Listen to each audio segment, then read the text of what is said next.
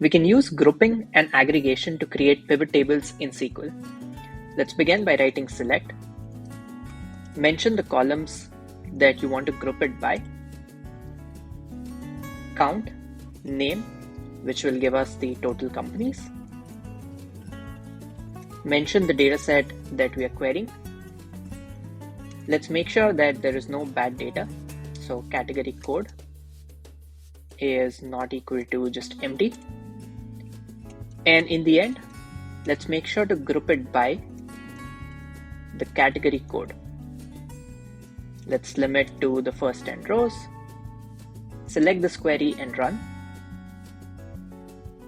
And you will see that we calculated the total number of companies by each category.